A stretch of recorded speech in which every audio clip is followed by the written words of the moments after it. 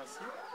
D'abord, la question de sécurité, c'est d'abord une question très importante parce que nous sommes dans la zone un peu enclavée et de surcroît nous sommes souvent visités par des voleurs. Mais c'est dommage, nous avions prévu une équipe de sécurité qui rôde souvent dans les sites le soir, surtout au moment où il pleut même. Il y a des agents qui descendent là pour la sécurité de ce site, le site 1, 2 et le site 3. Les agents de sécurité sont au nombre de 2. Pour l'instant, normalement, ce n'est pas suffisant, mais on est en train de prévoir un système de sécurité qui sera accompagné par des chiens dressés. Et donc, nous avions déjà eu à passer à la commande de ces chiens dressés-là, et où il y aura un maître chien qui va vraiment les encadrer. Et nous avions pensé mettre 4 chiens à la disposition, et puis le bâtiment sera rempli de sujets que nous allons recevoir. Donc la question de sécurité vraiment sera de primordial.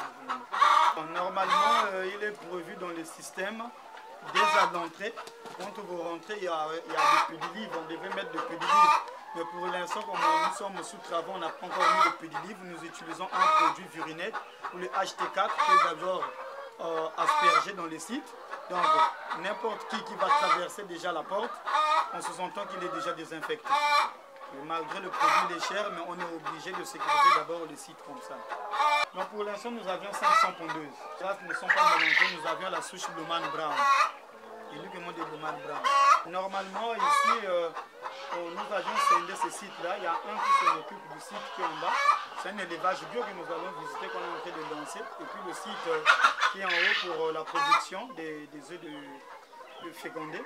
Donc ici, il y a uniquement une personne. Il y a un qui passe à la distribution. Et puis il y a celui qui est au ramassage. Monsieur Mbappé, vous pouvez venir. À part jour, je ramasse 2 fois. Ce soir, j'ai ramassé 8 palettes plus 13 œufs. Le sous est rempli, je vais à la maison, je mets ça dans l'adverol.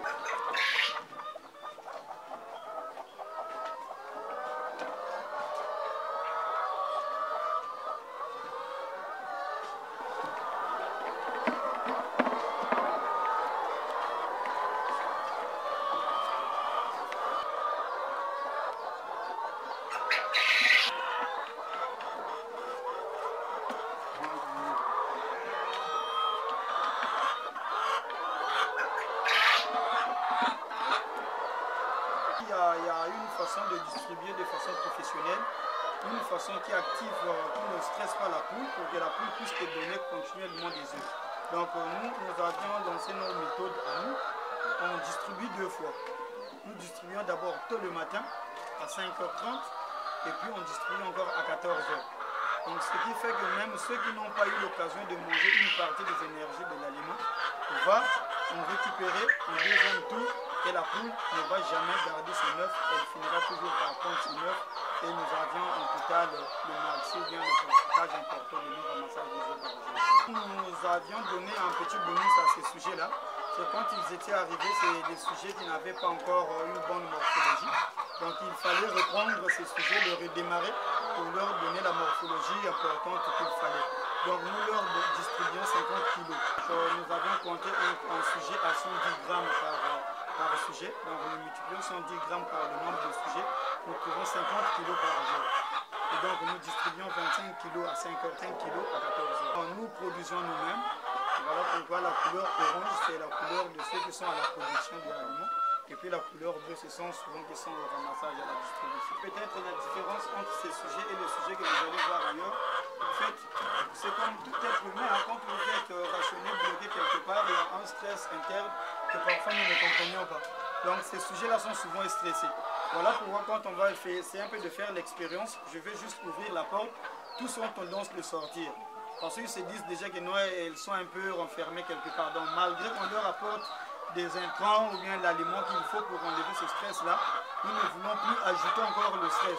Donc plus il y a des perturbations, plus on augmente leur taux de stress et puis automatiquement le stress agit avec leur pente et puis nous ne trouverons pas une pente normale.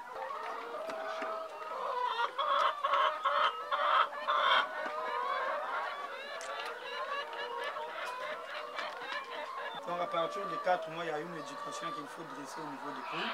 Et c'est à partir de là-bas, quand elle a envie de prendre, elle vient directement dans leur poche de prendre et puis elle vient déposer les œufs.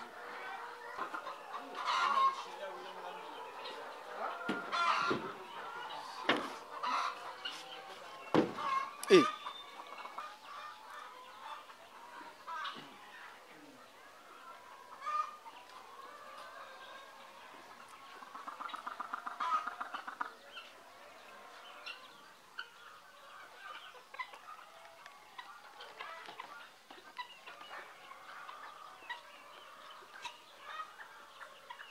les ailes de dinde ici là.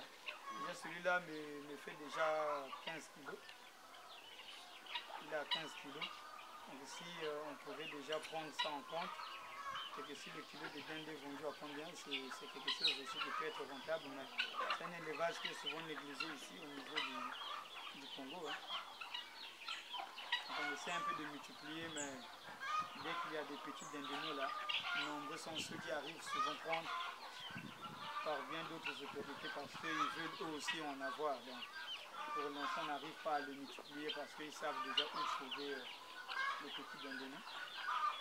Là, pour quand même, on a le express mensuel là. C'est une femelle et un noir là, c'est un mâle.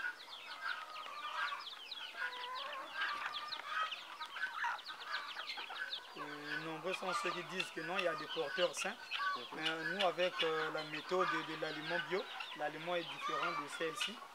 Donc nous pensons que tous ceux qui sont dans la volaille aviculture, nous pouvons les mélanger à pas un souci. Le problème, c'est savoir s'y prendre le prix, savoir quel genre d'aliment faut-il donner. Et surtout qu'ils sont contemplés par la nature. Donc nous ne voulons pas leur donner des mangeoires prestigieuses pour montrer un peu qu'on est en train de les élever, mais on veut peut-être quelle est leur mentalité, leur instinct de dire que peut-être on est libre dans la nature comme avant. Et avant, nous avions fait cette expérience avec les pincades, on les avait bloqués dans une ferme comme les poules. Vraiment, il y avait un grand bruit où les voisins venaient se plaindre tout le temps parce que c'est d'abord un oiseau que les gens craignent à élever parce qu'il y a beaucoup de bruit. Mais après avoir fini de faire cette étude, on les a laissés dans la nature.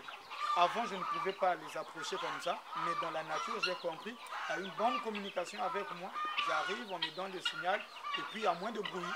Et du coup, les voisins même ne comprennent pas comment est-ce qu'on a fait pour arriver un peu à atténuer leur bruit. Et donc voilà, et là où j'ai compris peut-être dans les jours à venir, comment produire l'œuf bio, et nous avions des solutions que nous allons proposer, qui seront un peu des solutions innovantes.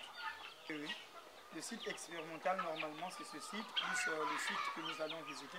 Là-bas, nous avions scindé même des box pour pouvoir garder les souches pures, afin de les multiplier dans notre élevage d'expérience. Donc ça, c'est un site expérimental, et le site qui est là-bas, le site commercial, c'est celui que nous étions.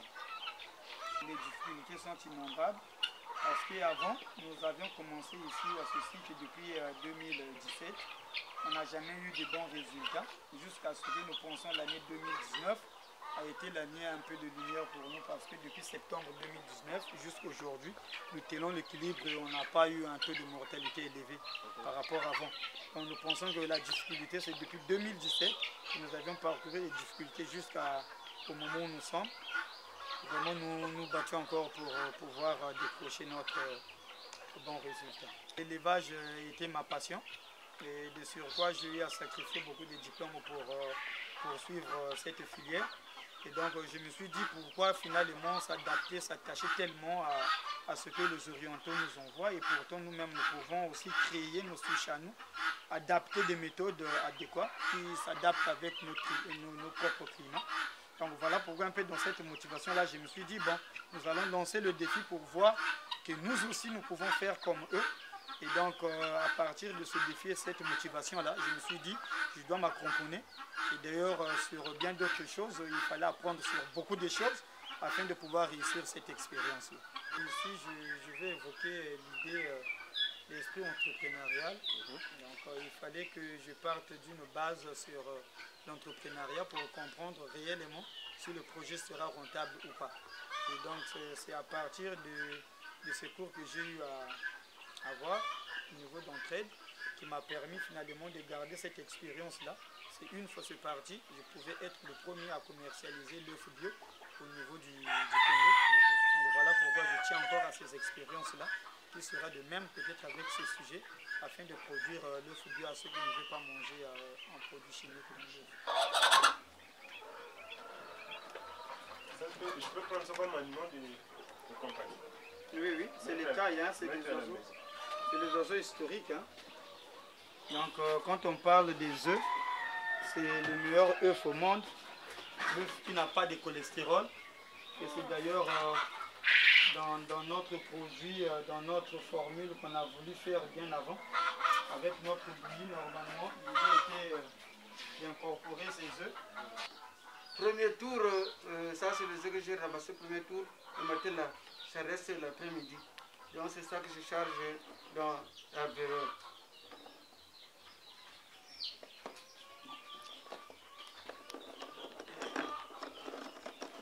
Nous avions une petite poussinière là-bas, des sujets sélectionnés. Voilà un peu. Nous arrivons à sélectionner des sujets. Et ces sujets-là, c'est des souches pures. Ou à la fin, souche, par exemple, nous gardons la souche Lomana Brown et les chavières noires. C'est d'abord une souche très résistante. Avant, les blancs nous ont envoyé des sujets qui sont résistants à la maladie, où depuis longtemps on les a fait disparaître de la ligne commerciale et on nous envoie les roux.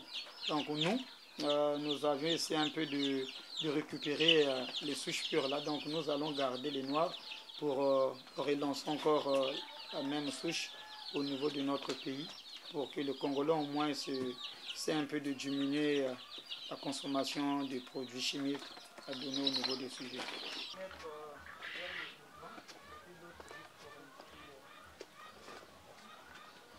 L'explication, c'est ce que je suis en train de dire.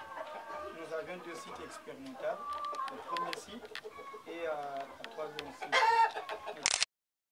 Donc ici, nous avions fait recours à des souches pures.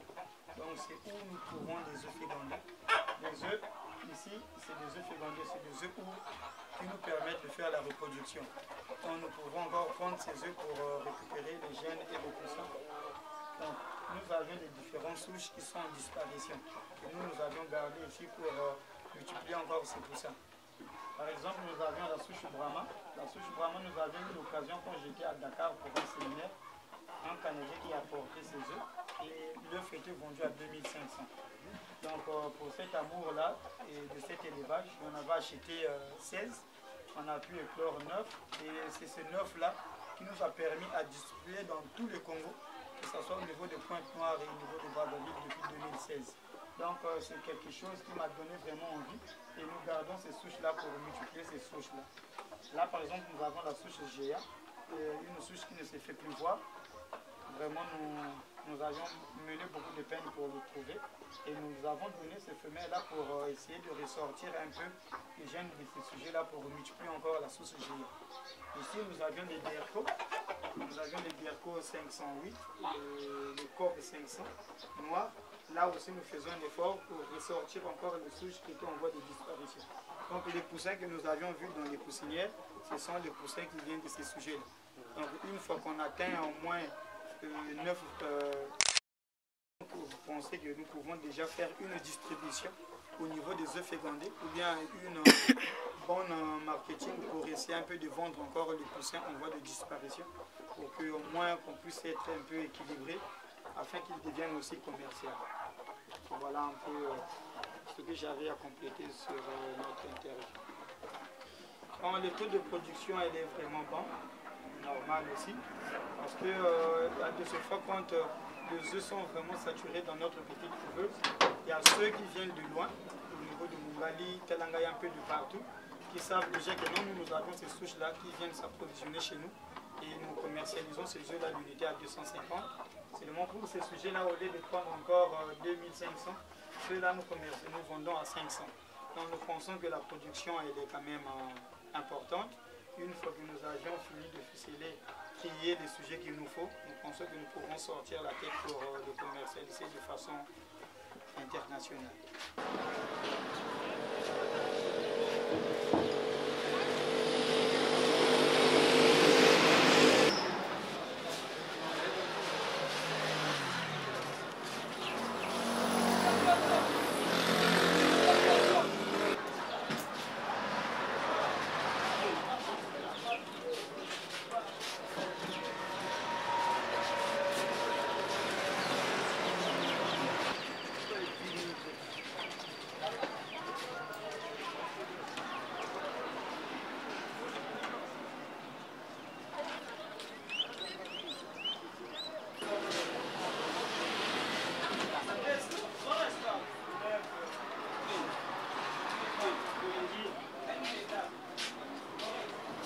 Vas-y.